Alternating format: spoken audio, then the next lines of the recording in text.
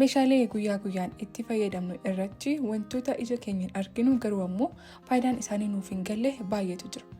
Egaa har'a icciitii meeshaalee kanneen armaan gadii kana waliin kan ilaallu ta'a, nu wajjin tura.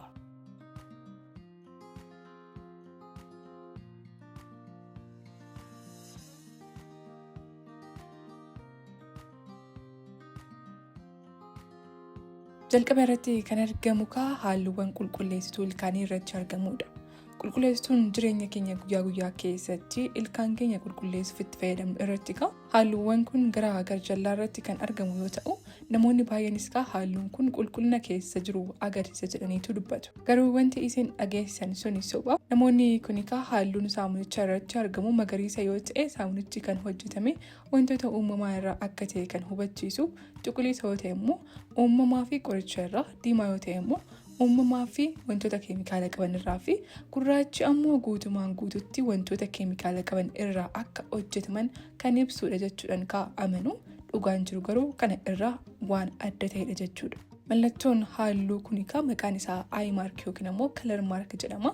Inni kun waa'ee qabiyyee keessa jiru osoo hin taane maashinii ittiin hojjetamuuf gargaara. Maashinni akka beekuuf kana jechuun yommuu qulqulleessituun ilkaanii kun warshaa keessaa waraqatichatti naqamu, maashinni sun bakka itti muree cufu akka beekuuf jechuudha. Halluun sun qabiyyee keessa jiruun walitti dhufeenya hin qabu. Qabiyyee isaa yookiin ammoo yoo wanta keessa jiru beekuu barbaadanii halluu jala jiru osoo hin taane bakka ingredients jedhu kan qaruuraa sana irratti barreeffame dubbisuudha qabdu jechuudha. Inni qulqullina keessa jiru kan ibsuudha waan ta'eef. Lammaffaan qulfiilee yommuu bitanii boolla xiqqoo qulfitti itti galchinu sana bukkee jirtu argitanii ni beektu jedhee yaada. Namoonni baay'een boolli xiqqoon suni waan dogongoraan uumame kan isaanitti fakkaatu, garuu akkas miti. Boolli kun qulfiilee keessan akka hin barne kan oolchudha jechuudha. Maaliif tajaajilaa yoo jettanii tokkoffaa bishaan calaluufi. Qulfiileen yeroo baay'ee manaan alatti kan nuti fayyadamnu yommuu roobu bishaan keessaa galuu danda'a. Boolli kun immoo bishaan sun akka keessaa dhangala'u godha jechuudha. Sababni isaas yoo bishaan keessatti hafe sibiilli keessaa zaaguun nyaatamee qulfiilee keessanii hojiin ala gochuu waan danda'uuf. Faayidaa lammaffaan dilallaa irraa eegudha. Keessattuu biyyoota qabbanaawaa keessatti bishaan qulfiilee keessatti kuufamee yoo qoree ballachuu danda'a. Kun immoo meeshaa qulfiilee sana keessaa cabsuu danda'a. Boolli kun immoo bishaan keessatti akka hin hafne gochuun qulfiilee eega jechuudha. Inni sadaffaan zayitii itti naquuf. Yeroo qulfiileen keessan qulfii itti galchanii yoo banuu isin didu yookiin immoo jabaatu zayitii yookiin immoo qulqulleessituu garaagaraa boolla kanaan itti naquu dandeessu. Kunis meeshaan keessaa akka laaffatuu fi salphaatti akka qulfichi banamu gargaara. Inni kan biraa boolla eelee nyaata ittiin bilcheessan hunda irratti argamu kanadha. Hedduun keenya ulaawwan kanneen ni argina ta'a. Marri akkuma argineenis wanti sammuu keenyatti dhufu fannisuuf akka nama fayyadudha. Garuu immoo boolli kun fannisuuf fayyaduuf alatti nyaata inni qopheessinu faallana ittiin nyaata sochoostan sana boolla kana keessa dhaabuuf akka dandeessanii fi kunis nyaata keenya qulqullinaa fi of eeggannoon akka qopheessinu kan nu fayyadudha. Kanaafuu wantoonni akka salphaatti ilaallu kun hundi isaa kaayyoo mataa isaanii qabu. Mee isin kanaan dura icciitii kana ni beektu turtanii koomentii irratti naaf barreessaa, like gochuu hin dagatina. Afuraffaan mataa istiikinii asirratti mul'atu kanadha. Nyaata erga nyaanneen booda istiikinii ilkaan keenya qulqulleessuun beekama. Garuu immoo fiixee istiikinii irratti argamtu kana wajjin hangam wal beektu. Hedduun keenya fiixee irratti kan argamtu kun bareedinaaf fayyaduun alatti bu'aa waan qabdu nutti hin fakkaatu.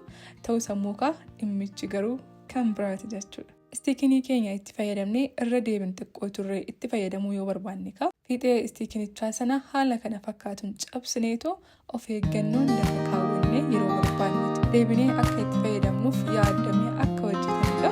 Odeeffannoowwan kan ibsanidha jechuudha. Shanaffaan ulaa xiqqoo foddaa awuroopilaanii irratti argamtu kanadha. Ulaa xinnoo fi bu'aa kan hin qabne fakkaatu kun lubbuu namoota xiyyaara sana keessatti argamanii fi nageenya xiyyaarichaa eeguuf shoora olaanaa akka qabu hedduun keenya hin beeknu ta'a. Kaayyoon ulaa kanaa garuu dhiibbaa qilleensaa keessaa fi alaa dhufan wal madaalchisuuf kan fayyadamu ta'u, ulaawwan kun osoo jiraachuu baatanii foddaan xiyyaarichaa dhiibbaa qilleensaa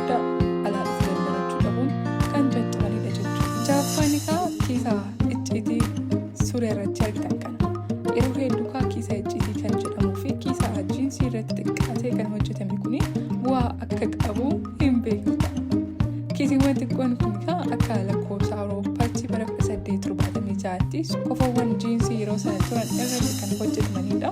Yeroo sanatti kiisaa isa guddaa ol bu'aa kan qaban yoo ta'u, kunis yeroo sanatti kan godhatamu sa'aatii harkaa otoo hin taane sa'aatii kiisa keessatti qabatamu waan ta'eef kiisawwan xiqqoon kun sa'aatii kanneen baachuuf kan fayyadaman waan tureef jechuudha. Amma garuu sa'aatiiwwan kunneen hojiirra ooluu waan dhiisaniif bu'aawwan kiisaa kanas dagatamaa dhufeera jechuudha.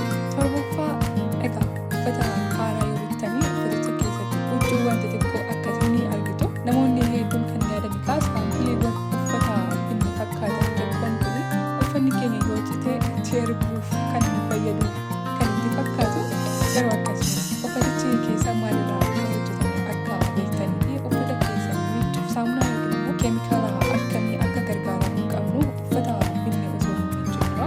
Saampileewwan sana miicnee uffanni keenya amaloota akkamii akka qabu adda baasuuf kan nu gargaaru jechuudha. Saddeetaffaan boolla kophee koonversii irratti argamudha. Kopheen koonversii oomistaa irratti cinaa isaatti boolla lamaan kan sibiila qabu kan argitan ni beektu. Kanas kan namoonni baay'een diizaayinii yookiin immoo bareedinaaf qofaatti fakkaata. Baay'inaan kopheewwan kana irratti boolliwwan akkasii kun ho'ina hir'isuuf akka hojjetame dhaabbanni kophee sanaaf oomishan jechuudha. Kopheen kun yeroo jalqabaaf kan hojjetame atileetotaaf yoo ta'u, atileetonnis yeroo ispoortii hojjetanitti ho'ina ni hir'isaaf jedhamee waan yaadamuu fi dhaabbatichi boolla xiqqoo lameen kana kophicha irratti kan hojjeteef jechuudha. Saglaffaan akkuma argaa jirtan boolla fiixee mataa qalamaa irratti argamtu. Bu'aa ulaa kanaa ilaallatee timmoowwan garaagaraa kan jiran yoo ta'u, inni jalqabaa dhiibbaa qilleensaa qalamni yeroo jiru to'achuuf akka ta'e kan ibsamu yoo ta'u, dhugaan jiru garuu hedduu kan nama dhibu. Ulaan fiixee mataa qalamaa irratti argamu kun kan hojjetame tasa qadaada sana osoo liqimsamee ulaa fiixee qadaada sana irra jirtu yookiin immoo boolla fiixee qadaada sana irra jirtuun qilleensa argachuun balaa qaqqabu bilisuuf akka ta'edha. Kunis kan namoonni hedduun keessattuu daa'imman yeroo hedduu qadaada kana dhaabbachuu isaanii irraa kan ka'e akka furmaatatti kan kaa'anidha. Inni xumuraa fi lammaffaan hodhaa shaamizii irratti argamudha. Namoonni hedduun hodhaa xiqqoo shaamizii irratti argamu kana arganis bu'aa akka hin qabnetti kan yaadanis ta'a. Muraasatti hodhaan kun garuu bu'aa